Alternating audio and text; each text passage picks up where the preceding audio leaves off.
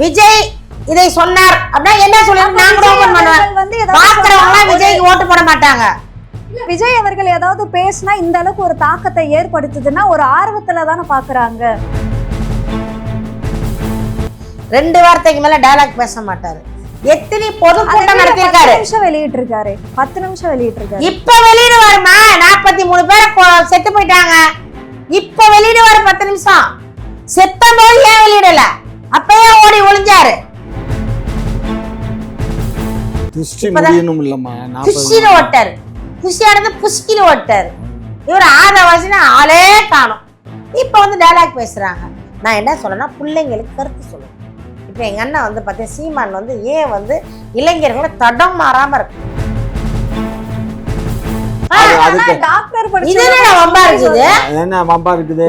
உங்க உதயநிதி வந்து படிக்காமையே துணை முதலமைச்சர் ஆயிடுவாராம். படிக்காமையே துணை முதலமைச்சர் ஆயிடுவாரு, வந்துருவாரு. ஒரு படத்துல சொல்லுவா, வருங்கால முதலமைச்சர் வாழ்க 500 ரூபாய், வருங்கால பிரதமர் வாங்க 1000 ரூபாய், 1000 ரூபாய், வருங்கால மந்திரி 200.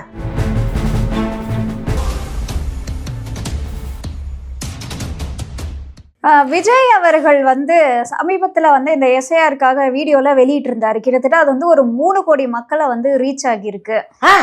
இப்போ கிட்டத்தட்ட என்ன போட்டு 3 கோடி மக்கள், அதான் எஸ்ஐஆர் வந்து நம்ம விழிப்புணர்வோடு இருக்கணும். நம்மளுக்கு இப்போ நம்ம வந்து ஓட்டு உரிமையோடு இருக்க, நம்ம நாளைக்கு ஓட்டு உரிமை இல்லாம போறதுக்குலாம் நிறைய வாய்ப்புகள் இருக்கு அப்படின்னு சொல்லி ஒரு விழிப்புணர்வா ஒரு வீடியோ போட்டிருந்தாரு. அது கிட்டத்தட்ட ஒரு 3 கோடி மக்களை போய் அது சென்றடைந்திருக்கு. ஸோ இதெல்லாம் கால்குலேஷன் பண்ணி பார்க்கும்போது விஜய் அவர்களுக்கு அதாவது வாக்கு சதவீதம் வந்து அதிகமா இருக்கு, அவருக்கு ஆதரவு, இந்த மக்களே ஓட்டு போட்டாலே அவர் வந்துருவாரு அப்படின்ற மாதிரி எல்லாம் சொல்றாங்களே, இதை பத்தி உங்களோட கருத்து? அதாவதுமா, இவர் வந்து கற்பனை, அவர் சினிமா நடிகர், அது அணில் கூட்டம். அது அரசியல்ங்கிறது வந்து ஆக்கப்பூர்வமா இருக்கணும், கருத்து பூர்வமா இருக்கணும், அறிவார்ந்து இருக்கணும். சும்மா ஓனெல்லாம் கட்சி நடத்த முடியாது. விஜய் முதல்ல அரசியல் பேசட்டும். முதல்ல 3 கோடி நாங்க வாக்கு வாங்கிடுவோம், ஆட்சி அமைச்சிருவோம். அரசியல் தானே, மக்களுக்கு ஒரு விழிப்புணர்வை ஏற்படுத்துறாரு. ஏன்னா எஸ்ஐஆர் பத்தி திமுகவும் பேசிட்டு இருக்கு, நாம் தமிழரும் பேசிட்டு இருக்கு, எல்லாருமே வந்து பேசிட்டு தான் இருக்காங்க. ஆனா நீங்க பேசுனது எல்லாம் மக்களுக்கு இந்த அளவுக்கு போய் ரீச் ஆகியிருக்கா? விஜய் பத்தி ரீச் ஆயிடுச்சா? அந்த அளவுக்கு ரீச் ஆகிருக்கு அப்படின்னு தான் கருத்து. எல்லாரும் பாப்பாங்கம்மா. விஜய் என்ன சொல்ல நான் கூட பாப்பேன். விஜய் இதை சொன்னார் அப்படின்னா என்ன சொல்லுங்க, நான் கூட ஓபன் பண்ணுவேன். பாக்குறவங்க விஜய்க்கு ஓட்டு போட மாட்டாங்க. இல்ல, விஜய் அவர்கள் ஏதாவது பேசினா இந்த அளவுக்கு ஒரு தாக்கத்தை ஏற்படுத்துதுன்னா ஒரு ஆர்வத்துல தானே பாக்குறாங்க. இன்னும் வானா நீங்க இந்த சினிமா நடிகை வந்து ஒரு பேட்டி கொடுத்தாங்க, எல்லாம் திறந்து பார்த்துட்டு இருக்காங்க. என்ன சொல்லிருக்கேன்னு ஒரு பொண்ணு பிராவோட நின்னா ஏன் நிக்குதுன்னு திறந்து பாக்குறவங்க இருக்காங்க. அதுதான் கோடிக்கணக்கில் போகுது. ஒரு பொண்ணு அரை நிர்வாகத்துல அரசியல் பேசி இவ்வளவு தூரம் அவர் கொண்டு போய் மக்கள் மத்தியில சேர்த்து. இது அரசியல் இல்லாம, அரசியல் புரியலம்மா அவருக்கு, எனக்கு உங்களுக்கும் புரியல. அரசியல்னா நீங்க வாங்க வாங்க வாங்க வந்து என்ன செய்வீங்க, நீங்க என்ன செய்ய போறீங்க? நாங்க இது வரைக்கும் பண்ணிட்டு இருக்கோம் அரசியல், எல்லாரும் எதிர்த்துக்கிட்டு இருக்கோம். ஏன் வந்து சீமான எல்லாரும் இருக்கிறாங்க, திமுக எதுக்குது, அண்ணா திமுக எதுக்குது, பிஜேபி எதுக்குது, காங்கிரஸ் எதுக்குது, பத்தாயிரத்துக்கு திருமாவளவன் எதிர்ப்போ எதிர்க்கிறாரு. இல்ல, சீமான மட்டும் எதிர்க்கல, திமுகவையும் பாஜக எதிர்க்கிறது, அதிமுக எதிர்க்கிறது, விஜய் அவர்களும் எதிர்க்கிறாரு. சோ எல்லாருமே இவங்களையுமே எதிர்க்கிறாங்க. இவங்க ஆட்சியில இருந்துகிட்டு எதிர்த்தா நியாயம். அவங்க ஊழல் பண்றாங்க, தப்பு பண்றாங்க, நல்லது பண்ணல தட்டி கேட்கறாங்க, அது வந்து எதிர்க்கிறதுக்கு வாய்ப்பு இருக்கு. நாங்க ஆட்சியே இல்லாம நம்ம மேல உட்காந்துருக்கோம், எங்களை ஏன் எதிர்க்கிறாங்க? ஜெயிச்சுட்டா அவன் தொலைச்சிருவான், இவன் நோண்டி நொங்க எடுத்துருவான், நம்ம எல்லாம் உள்ள போறதுக்கு வாய்ப்பு இருக்கு, எல்லாத்தையும் ஒழிச்சிருவான், சாராய கடையா ஒழிச்சிருவான், மது கம்பெனியை மூடிடுற பயம். அந்த பயத்தினால என்ன பண்றாங்கன்னா, விஜய் வந்து இவர்களோட கையால் தான். நீங்க நினைக்காதீங்க விஜய் வந்து தனியா தானா வந்து அவர் அவ்வளோ ஒரு தைரியசாலி கிடையாது. அவர் வந்து ஏற்கனவே அரசியல்லாம் பேசினதில்லை. அவர் டயலாக்க 1 வார்த்தைக்கு மேல பேச மாட்டாரு, 2 வார்த்தைக்கு மேல டயலாக் பேச மாட்டாரு. எத்தனை பொதுக்கூட்டம் நடத்திருக்காரு, 10 நிமிஷம் வெளியிட்டு இருக்காரு, 10 நிமிஷம் வெளியிட்டு இருக்காரு. இப்ப வெளியிடுவாருமா, 43 பேர் செத்து போயிட்டாங்க. இப்ப வெளியிடுவாரு 10 நிமிஷம். செத்த போது ஏன் வெளியிடல, அப்பயே ஓடி ஒளிஞ்சாரு. அப்பல நின்று அரசியல்வாதிகள் நிக்கணும், களத்துல நிக்கிறவன் தான் ராணுவ வீரன், அரசியல் பண்ண களத்துல நிக்கிறவன் தான் போராளி, களத்துல நிக்கிறவன் தான் ராணுவ வீரன், களத்துல நிக்கிறவங்க தான் சமூக சேவகன். நீ வந்து ஒருத்தன் எதிரி வந்து கத்தியத்துல ஓடி போய் ஒளிஞ்சிட்டு நான் வந்து எதிர்த்திருப்பேன் பார்த்தேன் ஒடியாந்து உளுந்துருவாருன்னு தான் நான் ஓடி போய் ஒளிஞ்சுக்கிட்டேன், அது வீரனுக்கு அழகு இல்லை. விஜய் செஞ்சு தவறு. இவர் முதல்ல வந்து அரசியல் பண்ணட்டும், பிள்ளைங்களுக்கு அறிவுரை சொல்லட்டும், எப்படி நடக்கணும். நீங்க வந்து நிறைய பேரை வச்சிருக்கீங்க, நான் இல்லைன்னு சொல்லலை. பிள்ளைங்க வந்து உங்களோட ரசிகர் கூட்டம், மீண்டும் மீண்டும் சொல்ற ரசிகர் கூட்டத்தை தான் விஜய் வச்சிருக்காரு. அவளு அரசியல் அனுபவம் உள்ள எத்தனை பேர் இருக்காங்க? விஜய் டிவில ஒருத்தர் பேசிக்கிட்டு இருந்தாரு, அவரே ஓடி போயிட்டாரு. புஷி ஆனந்த் இன்னமும் காணும். இவங்கள என்ன அரசியல்வாதி? புஷி ஆனந்த் வந்து இந்த எஸ்ஐஆருக்காக போராட்டம் எல்லாம் பண்ணாரு. ஆதவ அர்ஜுனா புஷி ஆனந்த் அவர் தலைமையில நினைச்சு எவ்வளவு நாள் கழிச்சு வந்தாரு? 43 முறை செத்தன ஓடினவர் துண்டையும் துணியும் ஓடினார்ல, ஓட்டாரு. புஷி ஆனந்த் புஷ்கின்னு ஓட்டாரு. இவர் ஆதவாசினா ஆளே காணும். இப்ப வந்து டைலாக் பேசுறாங்க. நான் என்ன சொல்லணும்னா, பிள்ளைங்களுக்கு கருத்து சொல்லணும். இப்ப எங்க அண்ணன் வந்து பார்த்தேன், சீமான் வந்து ஏன் வந்து இளைஞர்களை தடம் மாறாம இருக்கிறாங்க? அதுவும் அவரு பொய்யான கதைகள்லாம் சொல்லி இளைஞர்களை ஏமாத்துறாரு. என்ன போய் சொன்னாரு இவரு? அவரு என்ன போய் சொன்னார் சொல்லுங்க. என்ன ராஜராஜ சோழன் வந்து உங்க பரம்பரை தெலுங்கரன்னு ஒத்துக்கணுமா? தெலுங்கர்னா கருணாநிதி தெலுங்கர், அவர் வந்து பங்காளி ஆக்கலான்னு பாக்குறாரு. அடுத்த வந்து அணைக்கட்டையும் வந்து அவர் பேர் வச்சாலும் வைப்பாங்க, கருணாநிதி கல்லணை. இப்ப வந்து சீமான் அவர்கள் சொல்றது எல்லாமே உண்மை அப்படின்ற மாதிரி இவங்க பேசிட்டு இருக்காங்க. மக்களுக்கு புரியும், இவருக்கெல்லாம் புரியாது. எனக்கு புரியாதுமா, ஏன்னா இது பூரா லோலாய் கேஸ், ஒன்னத்துக்கும் பிரயோஜனம். பொம்பளைய பார்த்து லோலாயின்றார். இதுதான் திராவிடம் மாடல். பூரா பேசுறது பூரா, அது பேசுறது பூரா பாரு, அது மாதிரி தானே பேசுது. ஏதாவது நல்ல முறையில பேசுதா? எதுக்கு நீ இப்படி பேசுற? ஒரு சொல்றேன், என்ன நல்ல முறையில கேவலமான பேசுறேன்னா உங்களை மாதிரி வந்து அப்படி பேசுனா இல்ல சைவமா வைஷ்ணவமானு கேட்டா யாராச்சும் பேசலாமா? உங்களாலதான் பேசினாரு. எங்காலு பேசினாருன்னா அவன் பேசுனா ஒருத்தன் பொறுக்கித்தனம் பண்ணான்னா பொறுக்கிய சுட்டி காட்டணும்ல, அதுக்காக எந்த பொறுக்கி சொன்னிச்சுன்னு சொல்லணும்ல, நம்ம ஞாபகப்படுத்திட்டே இருக்கணும்ல, மக்கள் ஏன் வெறுக்கிறாங்கன்னு சொல்லணும்ல. உங்கள்ட்ட நல்லதா சொல்லுங்க, கருவேப்புள்ள மாதிரி போட்டு தூக்கி வச்சிருக்க பத்தி பேசாதீங்க. என்ன சமைச்சு கொடுத்தீங்க மக்களுக்கு?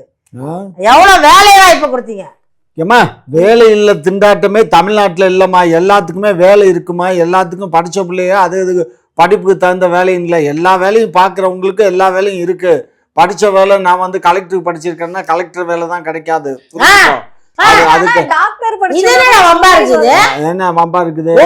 உங்க உதயநிதி வந்து படிக்காமையே துணை முதலமைச்சர் படிக்காம துணை முதலமைச்சர் வந்துருவாரு.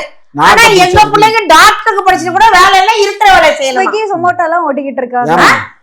படிக்கல யார் படிக்கல? யார் படிக்கல? என்ன படிச்சிருக்காரு? எம்ஏ எம்பில் அதெல்லாம் படிச்சுதான் வச்சிருக்காரு. ஒரு படத்துல சொல்லுவா, வருங்கால முதலமைச்சர் வாழ்க 500 ரூபாய், வருங்கால பிரதமர் வாங்க 1000 ரூபாய் 1000 ரூபாய், வருங்கால மந்திரி 200 அப்படிங்கிற மாதிரி சொல்லி கூவிட்டு இருக்கீங்க. உங்க ஆட்சி நடக்கிற மாத்திரம் பாரு என்ன பார்த்து அப்படி சொல்றாரு. இப்ப இதுக்கு பேரு என்னமா? இப்ப பேசுறதுக்கு பேரு உண்மையதானே சொல்றேன், உண்மையதானே சொல்றேன். உதயநிதி தெரிச்சு ஓடுறாரு. நான் மைக்ல பேசுறேன்னு பேச வேண்டியது தெரிச்சு ஓடுறாரு. அப்படியே பார்த்தோன்னா கனிமொழி அக்கா ஒரு பக்கம் ஓடுது. உதயநிதி பேச தெரியல. நீங்க கத்து சரக்கு இல்ல, சரக்கு பூரா கடையில வச்சு விக்கிறாங்க.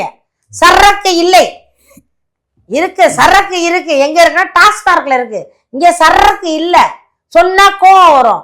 பேசுங்க பேசுங்க. மக்கள் குறை சொல்லனா குறைய தீர்த்து வைங்க. இப்போ நான் இருக்கேன், வீட்டுல இருக்கேன்.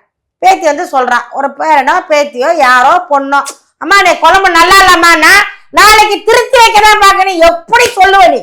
எப்படி சொன்னா முட்டாள்தனமான கேள்வி இல்லையா? அது விஜய் பத்தி பேசுனா நீ எங்கெங்கயோ. ஆமா, உங்க கதை குழம்பு சட்டியை தான் தூக்கிட்டு வரேன். நீங்க சாம்பார் வழியை தூக்கிட்டு வரீங்கல்ல, நான் மீன் குழம்பு சட்டியை தூக்கிட்டு வரேன். அவ்வளவுதான். ஏன் விஜய் மீது உங்களுக்கு இவ்வளவு அதிருப்தி? விஜய் அவர்கள் மீது ஏற்கனவே நாடு வந்து நாசமா போயிருக்கு. இளைஞர்கள்லாம் தட்டுக்கட்டு சுத்திக்கிட்டு இருக்காங்க, தண்ணி அடிச்சுக்கிட்டு இருக்கான், கஞ்சா அடிச்சுக்கிட்டு இருக்கான், பொம்பளை பிள்ளை கெடுத்துக்கிட்டு இருக்கான், நாசமா போயிட்டு இருக்கு. இதெல்லாம் விஜய் வந்ததுனால நடக்கலையா? ஆல்ரெடி நடந்துகிட்டு இருக்கு. இந்த திமுக ஆட்சியில கஞ்சா அசால்ட்டா கிடைக்குது, தண்ணி தெருத்தரா கிடைக்குது. வெளிநாடுகள்ல வந்து வயசு இருக்கு, 18 வயசுக்கு மேலதான் தண்ணி பாட்டில் வாங்க முடியும். ஐசிய காட்டும், ஆதார் கார்டு இங்க இருக்கா? கிளவி போய் நாளைக்கு சாக போற மாதிரி இருக்கு, அது போய் தண்ணி வாங்கிட்டு வரும். அப்படியே மூடிக்கிட்டு வந்து அப்படியே ஓரமா ஒய்யாரமா ஊத்தி குடிக்குது. அப்போ நாட்டுல வந்து எப்படி இருக்கு, இந்த நாடு வந்து தரங்கெட்டு போச்சு. இதை திருத்தறதுக்கு இன்னொரு தரங்கெட்டவங்க வரணுமா? ஏற்கனவே நாடு நாசமா சீரழிஞ்சுக்கிட்டு நீங்க இருக்குமா? ஒருத்தர் வந்து இன்னும் அரசியலே சந்திக்கல, அதுக்குள்ள அவர் இப்படிதான் அப்படின்னு நீங்க ப்ரொஜெக்ட் பண்ண முடியாது இல்ல? அவரை ப்ரொஜெக்ட் பண்றதுக்கு நாங்க ஆள் கிடையாது. அவர் யாரா இருந்தா என்ன, அவர் அப்பா டக்கராவே இருக்கட்டும், முறையா பேசணும். அப்ப பேச தெரியாதவர் எப்படி முதலமைச்சர் ஆவாரு? நாம் தமிழர் கட்சி விஜய் பார்த்து பயப்படுறாங்கன்னு எடுத்துக்கலாமே. ஏன் இவ்ளோ கோபம், ஏன் இவ்ளோ ஆதங்கம்? நாம் தமிழருக்கு வந்து பொறாமை கிடையாது, வைத்தறிச்சு. ஐயோ நம்ம நாடு இப்படி ஆதரவு அவருக்கு எப்படி இருக்குன்னு வைத்தறிச்சு. இல்லம்மா இல்ல, நீங்க நல்லா புரிஞ்சுக்கணும், அதை புரிஞ்சுக்கணும். ஐயோ ஏற்கனவே என் நாடு கெட்டு சீரழிஞ்சு கிடக்க, விஜய் வர்றாரு. அவர் ஆரம்பத்துல சொன்னார் தெரியுமா, ஒண்ணு இப்படிக்கா போ, எல்லாம் இப்படிக்கா போவாத. விஜய் வந்து நாம் தமிழர் கட்சிக்கு வரல, அதுதான் உங்களோட ஆதங்கம். நாங்க தனிச்சு நிக்கிறோம், நாங்க சோலோ பெர்ஃபார்மர். நாங்க வந்து யாரையும் கூட்டணிக்கும் போகல, கூட்டணிக்கும் கூப்பிடல. நீங்க நல்லா திமுக ஒரு பக்கம் நாசமா பண்ணிட்டு இருக்கு நாட்டை, அண்ணா திமுக அழிச்சிட்டு சொத்து ஒரு எம்எல்ஏ கிட்ட 100 கோடி 500 கோடி 1000 கோடி 10,000 கோடி லட்சம் கோடி சொத்து இருக்கு. எம்எல்ஏ கிட்ட எம்பி கிட்ட அண்ணா திமுக கிட்டே இருக்கு. அதே தவிர நீங்களும் செய்யாதீங்க. 1000 கோடி ஊழல் பண்றாங்க, இவ்வளவு சொத்து சேர்த்து வச்சிருக்காங்கன்னா அப்ப அவங்க மேல வந்து வழக்கு தொடரலாம். யாரு தொடர்றது? திமுகவும் திருடா, அண்ணா திமுகவும் திருடா. இவங்க வந்து ஜெயலலிதா மேல கேஸ் போட்டாங்க, இவங்க கருணாநிதி மேல கேஸ் போட்டாங்க. இவங்க சசிகலா உள்ள வச்சாங்க, இவங்க வந்து கனிமொழி மேல கேஸ் போட்டாங்க, 2G வழக்கு போட்டாங்க. அதே போல அந்த வழக்கு மாத்தி மாத்தி போட்டுவாங்க. இந்த பயத்தை என்ன பண்றாங்க, நீ பார்ட்டி நான் 60 பார்ட்னர்ஷிப் தான், 2 பேருமே அண்ணா திமுக பார்ட்னர்ஷிப் தான்.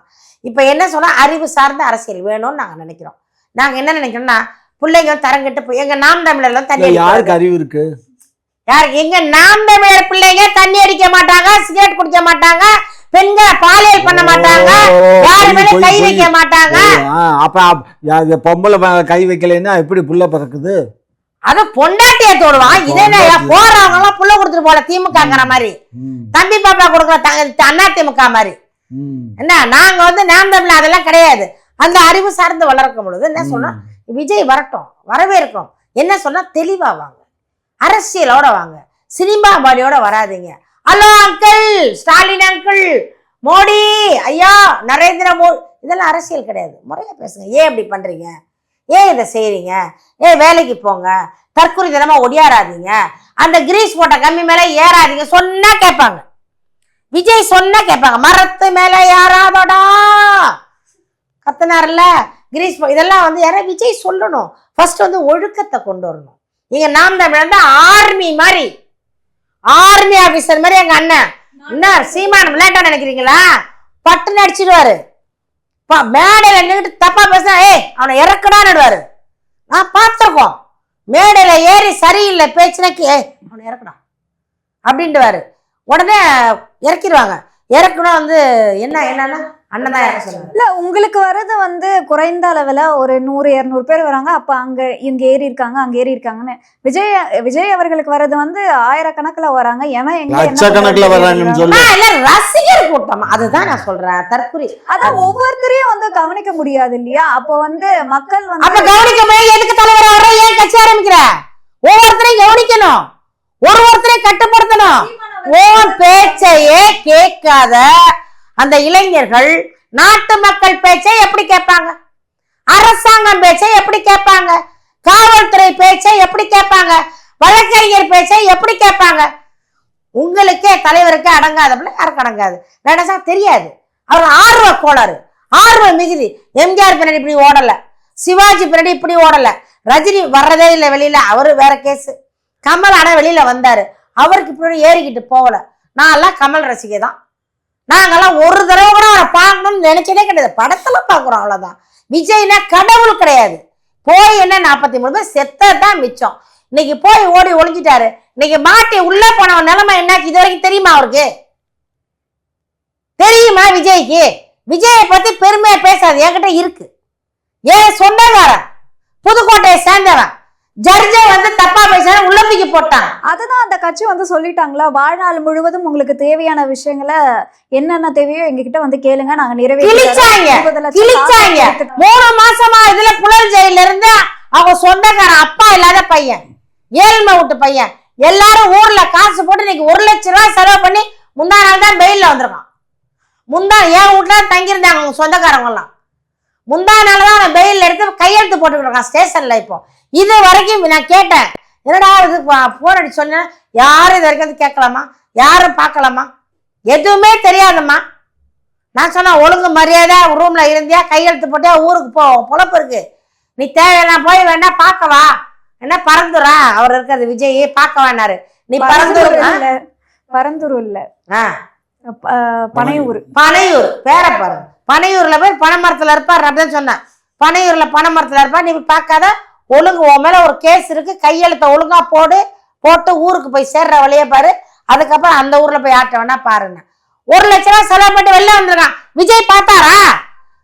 செயலாளருக்கு போன் அடிச்சுட்டு கேட்கிறாங்க, அந்த ஊர் மாவட்ட செயலாளர் சொல்ற, அப்படியா உள்ள போயிட்டானா தெரியாதாங்க, டிவியில போட்டான், டெய்லியும் பேரெல்லாம் போட்டாலாம் டிவியில போட்டாங்க.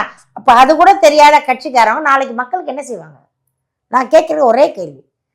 முதல் வந்திருக்கிறீங்க, 43 பேர் செத்தாங்க, நீங்களே அலட்சியம் துக்கம் கொடுத்துட்டீங்க. செத்தவங்கள செத்தது பரவாயில்ல, வந்தா போதும்னு நினைக்க, காசு 34 லட்சம். அப்ப வந்து பணம் அரசியல் பண்ணுது. அங்க விஜய் அரசியல் பண்ணல, படம் அந்த ஹீரோயிசம், அரசியலே ஹீரோயிசம் பண்றாரு. அரசியல்னா என்ன தெரியுமா? அறம் சார்ந்து இருக்கணும், இயல்பா இருக்கணும், மக்கள் கூட இருக்கணும். தண்ணீர்ல அப்படியே உப்பு போட்டா உப்பு தன்னை கரைச்சிக்கிட்டு சுவை தரக்கூடிய உப்பு மாதிரி இருக்கணும். ஒரு மக்களை கரைச்சிட்டு ஓடி ஒளியிற தலைவர் கிடையாது. நான் அந்த பிள்ளைங்களுக்கு சொல்றேன், வாங்க உங்களை வானான்னு சொல்லல, அறிவு சார்ந்து வாங்க, அரசியலை சொல்லி கொடுங்க. இப்படி வரணும், இப்படி இருக்கணும், இப்படி கத்தக்கூடாது, ஓடக்கூடாது, இப்படி ட்ரெஸ் போடக்கூடாது. எங்க நாம் தமிழ்ல யாருன்னா முடி வச்சு பார்த்திருக்கீங்களா? எங்க நாம் தமிழ்ல யாருன்னா கட்ட பேண்ட் போட்டு பார்த்திருக்கீங்களா? இருக்க மாட்டாங்க. கோமன் கட்டி வச்சுப்பாங்க, இல்ல சட்டை பேண்ட் போடாம கோமன் வீட்டுல கோமனோட கட்டிருப்பாங்க. கட்சிக்கு டீசெண்டா வருவானே, போய் உட்காருவானே, பாப்பனே, வீட்டுக்கு முடி ஏச்சு வந்துருவானே. சட்டை போட்டிருக்காங்கன்னு பாத்தியான்னு கேட்டாக்க அப்ப வேற என்ன போட்டிருப்பாங்க? அண்ணா, நாகரிகத்தை பத்தி நான் பேசிக்கிட்டு இருக்கேன். அதான் நாகரிகம். நீங்க குத்தாட்டம் போடுற பொண்ணை பத்தி பேசிக்கிட்டு இருக்கீங்க, கட்டப்பாடைய பத்தி. நீங்க குட்டாட்டம், நான் கட்டப்பாடைய பத்தி பேசல. நான் வந்து அரசியல் ரீதியா பெண்களுக்கு பாதுகாப்பு தாங்கன்றேன். நீங்க திமுக மேல வந்து கட்டப்பாடை போட கீழே கிளம்பலாம் ஆடிக்கிட்டு இருப்பாரு. எங்கள்ல அது இல்லை. நாங்க வந்து அறிவு சார்ந்த அரசியல் பண்றோம். அதுதான் வைத்தறிச்ச இளைஞர்கள்லாம் அங்க போயிட்டு இருக்காங்களே. நம்ம கட்சி வந்து ஊத்தி மூடிக்குமேனு பயம். அங்கே இருக்கிறதெல்லாம் கிழவிங்க பூரா வயசானவங்க. அவங்கெல்லாம் வந்து ஒரு எப்படின்னா சொந்தக்கார மாதிரி ஆகிப்போச்சு. இப்போ கருணாநிதினா தாத்தா, கருணாநிதினா அப்பா, கருணாநிதினா ஐயா, இப்படி ஒரு உறவு முறை சொல்லி அவங்க வளர்ந்துட்டாங்க. அவங்களால வெளியில வர முடியாது. நம்ம அப்பா நம்மளை அடிச்சா அந்த வீட்டில் தானே இருப்போம்.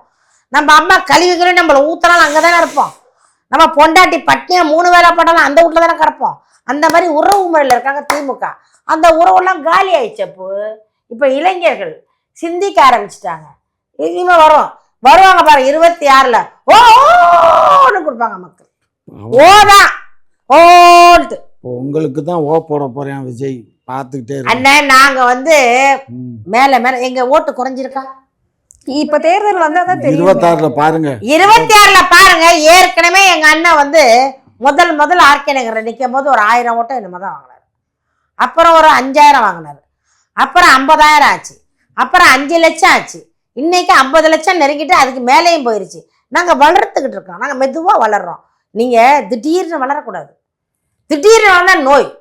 நாங்க மெதுவா வளர்றோம். வளர்ந்து அந்த ஸ்ட்ராங்கா அஸ்திவாரத்தை போட்டுக்கிட்டு போயிட்டு இருக்கோம். நீங்க வந்து காசை கொடுத்து குப்புன்னு அள்ளியாந்து திருட்டுக்கோழி பிடிக்கிற மாதிரியே சுத்துவாங்க. இருட்டில் திருட்டுக்கோழி பிடிக்கிற மாதிரியே சுத்துவாங்க. அப்படியே கமுக்குன்னு அமைக்கிறது, வலையை போட்டு கொண்டாந்து உட்கார வச்சுக்கிறது. இதுதான் ஓட்டு போடு. நீ ஓட்டு போட்டால் உனக்கு டிவி 24 இன்ச்சு டிவி, உன் புருஷன்காரனுக்கு வந்து கோட்டர் டெய்லி ஃப்ரீ சொல்லி ஓட்டை வாங்கிட்டு ஓடி போயிடுறது. நாங்கள் அப்படி இல்லை. இப்படி தாண்டா இருக்கும் கஷ்டம்.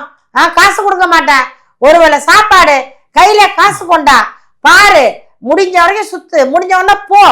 ஆனால் அந்த நாட்டை நல்ல வழிப்படுத்தணும். நாங்கள் வந்து குறிக்கோளோட போயிட்டோம். நாங்கள் வந்து இலக்கை நோக்கி இந்த ட்ரெயின் போகும் தெரியுமா, நூல் அசையாத போயிட்டுருக்கோம்.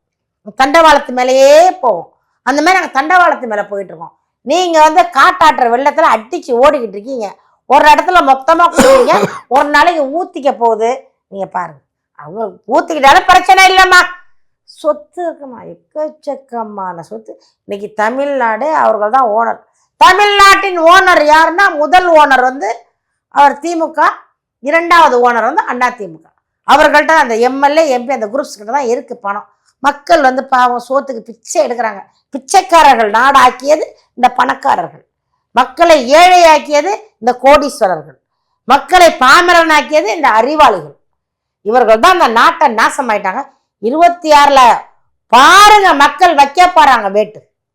உங்களோட நேரத்தை ஒதுக்கி பல்வேறு கேள்விக்கு விளக்கம் அளிச்சிருக்கீங்க, அதற்கு நன்றி. குக்கு செய்தி நேயர்களுக்கு மிக்க நன்றி. கிட்டத்தட்ட 60,000 சப்ஸ்கிரைபர் தாண்டி போயிட்டு இருக்கும். இதே போல தொடர்ந்து உங்களுடைய ஆதரவை அளிக்கவும்.